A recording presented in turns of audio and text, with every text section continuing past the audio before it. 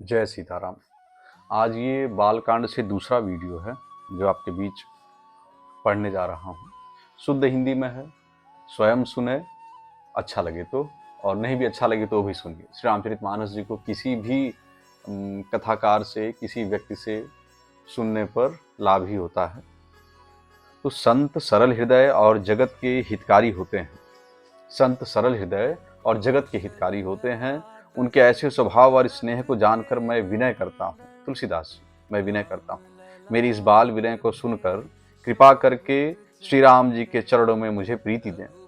अब मैं सच्चे भाव से दुष्टों को प्रणाम करता हूँ। शत्रु भाव त्याग कर, कहा भी गया है कि शत्रु भाव से जो व्यक्ति को अगर मिल रहा है तो उसको भी प्रणाम करना है, क्योंकि सब में भगवान का ही वास है।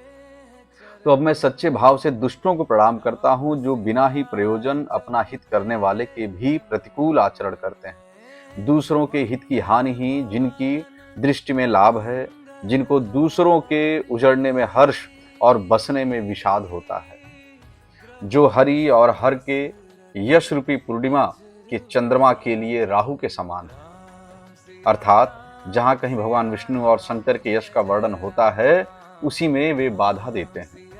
और दूसरों की बुराई करने में सहस्त्र बाहु के समान वीर हैं, जो दूसरों के दोषों को हजार आंखों से देखते हैं और दूसरों के हित रूपी घी के लिए जिनका मन मक्खी के समान है, अर्थात जिस प्रकार मक्खी घी में गिरकर उसे खराब कर देती है और स्वयं भी मर जाती है, उसी प्रकार दुष्ट लोग दूसरों के बने बनाए काम को अपनी हानि करके भी बिगाड़ देते हैं। आजकल ये आपको समाज में खूब बहुतायत देखने को मिलता है। तो ऐसे जन को भी प्रणाम करके भगवान की भक्ति, राम जी की भक्ति मांगनी चाहिए। जो तेज दूसरों को जलाने वाले ताप में, यहाँ उस तेज की बात कर रहे हैं जो दूसरों को कष्ट देने के लिए दुष्ट प्रयुक्त करते हैं, कि जो तेज में अग्नि और क्रोध में यमराज के समान हैं, पाप और अवगुण रूपी धन में कुबेर के समान धनी है, जिनकी बढ़ती सभी के हित का नाश करने के लिए ही केतु उछल तारे के समान है, और जिनके कुंभकर्ण की तरह सोते रहने में ही भलाई है। जैसे ओले खेती का नाश करके आप भी गल जाते हैं, वैसे ही वे दूसरों का काम बिगाड़ने के लिए अपना शरीर तक छोड़ देते हैं। मैं दुष्टों को हजार मुख वाले शेष जी के समान समझकर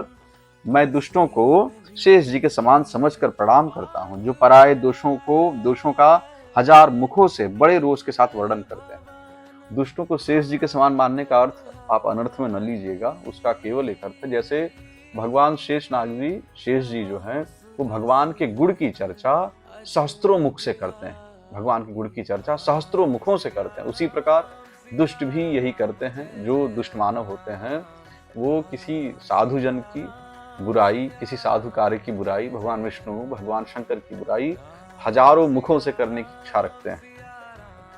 तो पुनः उनको राजा पृथु, जिन्होंने भगवान का यश सुनने के लिए 10,000 कान मांगे थे, के समान जानकर प्रणाम करता हूँ, जो 10,000 कानों से दूसरों के पापों को सुनते हैं। फिर इंद्र के समान मानकर उनकी विनय करता हूँ, जिनको सुरा मदिरा नीकी और हितकारी मालूम देती है।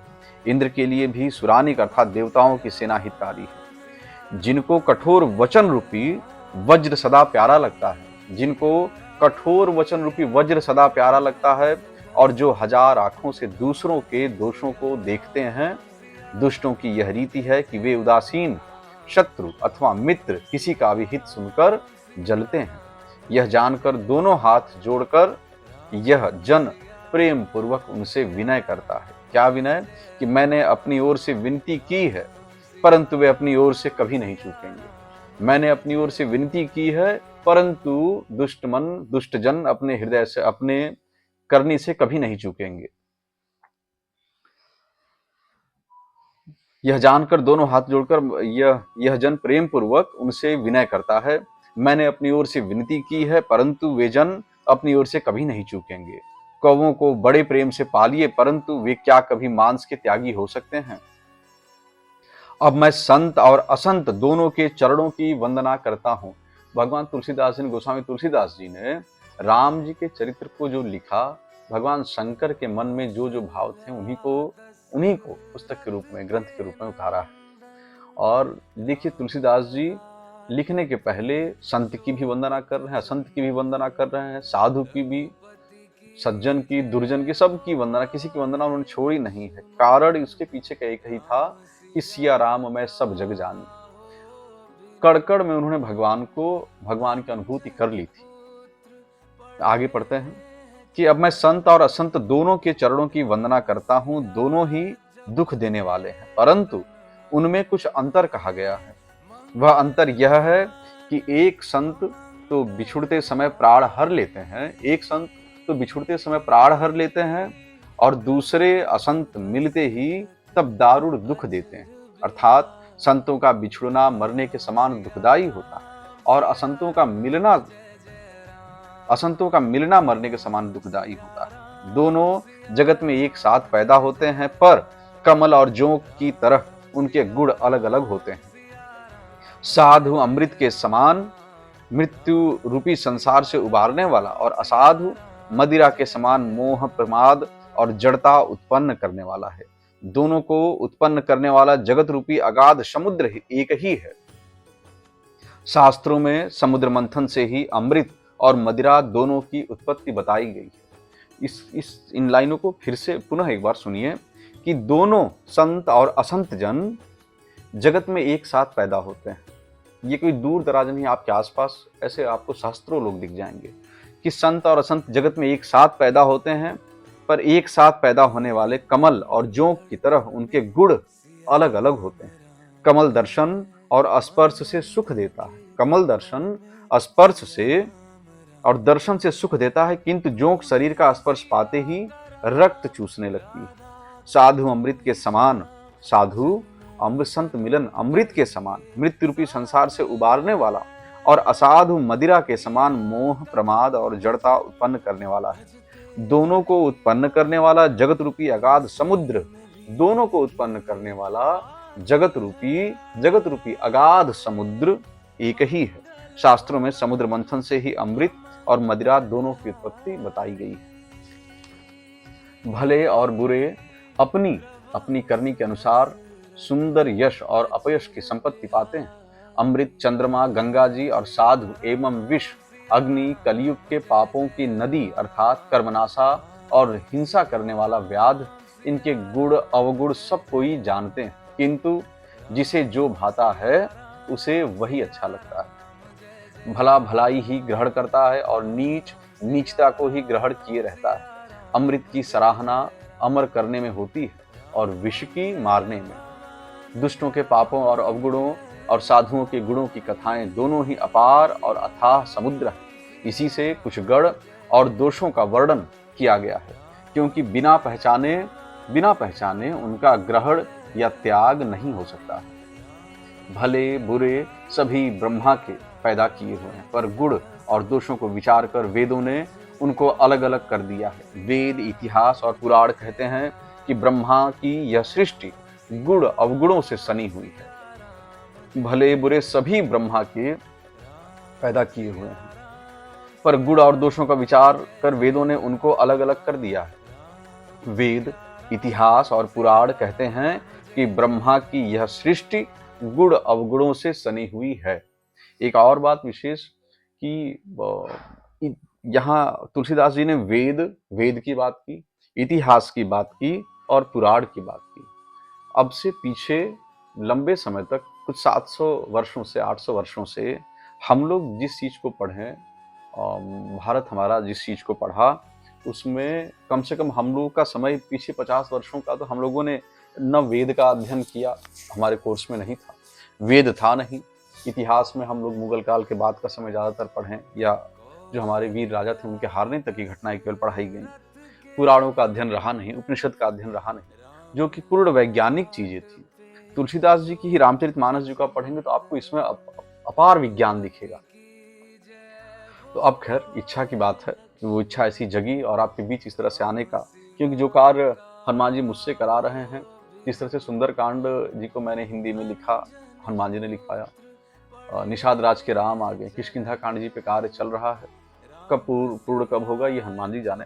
तो अभी आपके बीच इस तरह से और आगे बढ़ता हूँ पढ़ते हुए कि दुख सुख पाप पुण्य दिन रात साधु असाधु दुख सुख पाप पुण्य दिन रात साधु असाधु सुजाति कुजाति दानव देवता ऊंच नीच अमृत विश्व सुजीवन सुंदर जीवन मृत्यु माया ब्रह्म जीव ईश्वर संपत्ति दरिद्रता रंक राजा काशी मगध गंगा कर्मनाशा मारवाड़ मालवा ब्राह्मण कसाई स्वर्ग नरक अनुराग वैराग्य ये सभी पदार्थ ब्रह्मा की सृष्टि में हैं।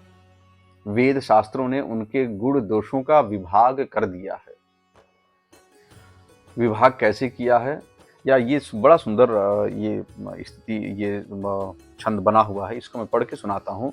सब जो अर्थ है, अर्थ के बाद उसका विपरीत अर्थ भी दिया हुआ है कि दुख सुख पाप पुण्य दिन राति, दुख सुख पाप पुण्य दिन राति साधु असाधु सुजाति कुजाति दानव देव ऊंच अरु नीचू अमीय सुजीवनु माहुर नीचू माया ब्रह्म जीव जगदीशा लक्ष्य अलक्ष्य रंक अवनीशा काशी मग सुरसरी क्रमनासा मरु मारव महिदेव गवासा सरक नरग अनुराग विरागा निगमागम गुण दोष विभागा जड़ चेतन गुण दोषमय जड़ चेतन गुण दोषमय विश्व कीन अर्थ करतार संत हंस गुण गहहि पय परिहरि बारि विकार। विधाता ने इस जड़ चेतन विश्व को गुण दोषमय रचा है, किंतु संत रूपी हंस दोष रूपी जल को छोड़कर गुण रूपी दूध को ही ग्रहण करते हैं। विधाता जब इस प्रकार का हंस का सविवेक देते हैं, तब दोषों को छोड़कर मन गुणों में अनुरक्त होता है। काल स्वभाव और कर्म की प्रबलता से भले लोग साधु भी माया के वश में होकर कभी कभी भलाई से चूक जाते हैं। भगवान के भक्त जैसे उस चूक को सुधार लेते हैं, भगवत भक्त किसी चूक को सुधार लेते हैं।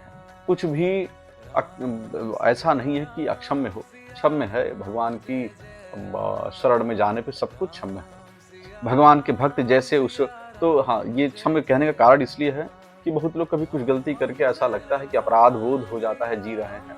आप भगवान की शरण में जाइए, अपने आप को उनमें समर्पित करिए।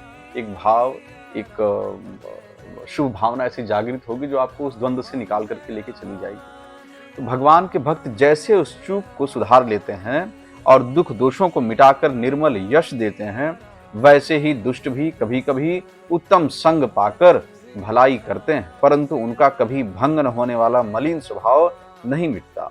जो वेशधारी ठग हैं, उन्हें भी अच्छा साधु का सा वेश बनाए देखकर वेश के प्रताप से जगत पूजता है, परंतु एक न एक दिन वे चौड़े आ ही जाते हैं। अंत तक उनका कपट नहीं निपटा, जैसे कालनेमी रावण और राहु का हाल हुआ।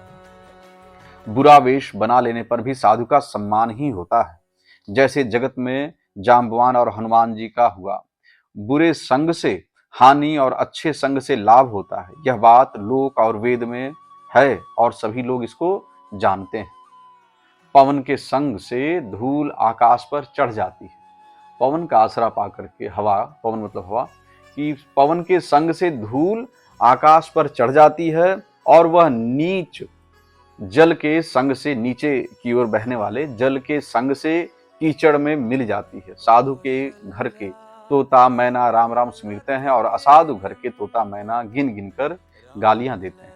कुसंग के कारण धुआं कालिख कहलाता है, वही धुआं सुसंग से सुंदर स्याही होकर पुराण लिखने के काम में आता है। देखिए अद्भुत बात कि कुसंग के कारण धुआं कालिख कहलाता है, वही धुआं सुसंग से सुंदर स्याही होकर पुराण लिखने के काम में आता है, और वही धुआं जल अग्नि और पवन के संग से बादल होकर जगत को जीवन देने वाला बन जाता है। ग्रह औषधि जल वायु और वस्त्र ये सब भी कुसंग और सुसंग पाकर संसार में बुरे और भले पदार्थ हो जाते हैं। चतुर एवं विचारशील पुरुष ही इस बात को जान पाते हैं। महीने के दोनों पखवाड़ों में उजियाला और अंधेरा समान ही रहता है, परंतु विधाता ने इनके नाम में भेद कर दिया। एक का नाम शुक्ल और दूसरे का नाम कृष्ण पक्ष रख दिया गया है। हमारे लोग who knows English calendar months only like जनवरी फरवरी मार्च अप्रैल ये सब, तो देयर वी डोंट नो शुक्ल पक्ष एंड कृष्ण पक्ष, ये नहीं पता। जब किसी अंग्रेजी में जब हम महीनों का नाम देखते हैं तो उसमें हमको ये नहीं पता होता है कि what would be the condition of moon, चंद्रमा की क्या कंडीशन है, कितना प्रकाश रहेगा। और हमारे सिस्टम में बताया गया है शुक्ल पक्ष कृष्ण पक्ष। शुक्ल पक्ष का मतलब उन 15 दिनों में प्रकाश धीरे धीरे करके बढ़ता है, कृष्ण पक्ष में प्रकाश धीरे धीरे करके घटता जाता है। तो कितना वैज्ञानिक है कि एक को चंद्रमा का बढ़ाने वाला और दूसरे को उसका घटाने वाला समझकर जगत में एक को श्रेयस और दूसरे को अपयश दे दिया। जगत में जितने जड़ और चेतन जीव हैं, सबको राम मैं जानकर मैं उन सबके चरण कमलों की सदा दोनों हाथ जोड़कर वंदना करता हूँ। देवता, दैत्य, मनुष्य, नाग, पक्षी, प्रेत, पितर, गंधर्व, किन्नर और निशाचर सबको मैं प्रणाम करता हूँ। अब सब मुझ पर कृपा कीजिए। 84 लाख योनियों में 4 प्रकार के स्वेदज, अंडज, उद्भिज, जरायुज जीव जल, पृथ्वी और आकाश में रहते हैं। उन सबसे भरे हुए इस सारे जगत को श्री सीताराम मैं जानकर मैं दोनों हाथों से प्रणाम करता हूँ। देखिए 84 लाख योनि पर उन्होंने क्या लिखा है तुलसीदास जी ने, किस किस तरह से जन्म होता है, कितने तरह के जन्म होते हैं, 4 प्रकार के, कैसे आकर 84 लाख योनियों में 4 तरह के जन्म कैसे हैं, आकर 4 लाख 84 जाति जीव जल थल नभबासी, सिय राम मैं सब जग जानी करऊं प्रणाम जोरी जुग पानी। 84 लाख योनियों में 4 प्रकार, किन किन प्रकारों से, स्वेदज, अंडज, उद्भिज, जरायुज जीव जल, पृथ्वी और आकाश में रहते हैं। उन सब से भरे हुए इस सारे जगत को श्री सीताराम मैं जानकर मैं दोनों हाथ जोड़कर प्रणाम करता हूँ। मुझको अपना दास जानकर जान कृपा कर किंकर मोहू, जान कृपा कर भगवान राम जी, जान कृपा कर किंकर मोहू सब मिली करहु छाड़ी छल छोहू। निज बुद्धि बल भरोस मोहि नाही, निज बुद्धि बल भरोस मोहि नाही, ताते विनय करऊं सब पाही। मुझको अपना दास जानकर कृपा की खान आप सब लोग मिलकर छल छोड़कर कृपा कीजिए। मुझे अपने बुद्धि बल का भरोसा नहीं है, इसलिए मैं सबसे विनती करता हूँ। मैं श्री रघुनाथ जी के गुणों का वर्णन करना चाहता हूँ, परंतु मेरी बुद्धि छोटी है और श्री राम जी का चरित्र अथाह है। इसके लिए मुझे उपाय का एक भी अंग अर्थात कुछ लेश मात्र भी उपाय नहीं सूझता। मेरे मन और बुद्धि कंगाल हैं, किंतु मनोरथ राजा है।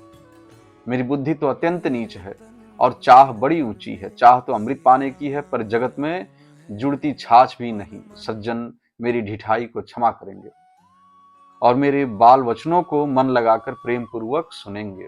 जैसे बालक जब तोतले वचन बोलता है तो उसके माता पिता उन्हें प्रसन्न मन से सुनते हैं, किंतु क्रूर, कुटिल और बुरे विचार वाले लोग जो दूसरों के दोषों को ही भूषण रूप से धारण किए रहते हैं, अर्थात जिन्हें पराये दोष ही प्यारे लगते हैं, हंसेंगे।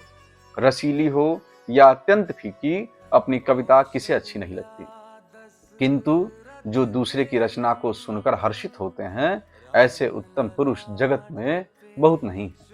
हे भाई, जगत में तालाबों और नदियों के समान मनुष्य ही अधिक हैं, जो जल पाकर अपनी ही बाढ़ से बढ़ते हैं, अर्थात अपनी ही उन्नति से प्रसन्न होते हैं। समुद्र सा तो कोई एक विरला ही सज्जन होता है जो चंद्रमा को पूर्ण देखकर दूसरों का उत्कर्ष देखकर उमड़ पड़ता है।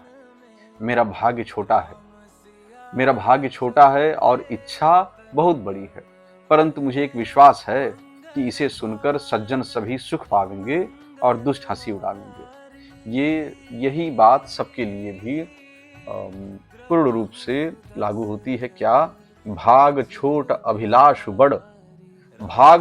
अभिलाष बड़ करऊं एक विश्वास, पै हहि सुख सुनि सुजन सब खल करि हहि उपहास। भैया श्री रामचंद्र जी की जय हो। इससे आगे का प्रकरण आपको कल सुनाएंगे। आप लोग कमेंट संभव हो तो करते रहें। कमेंट करने के बाद और संभव हो तो इसको शेयर करें, जिससे इस दास को भी भगवान की सेवा करने का मौका मिल सके। साहस रहे, संबल रहे आप लोगों के साथ का। जय सीता राम।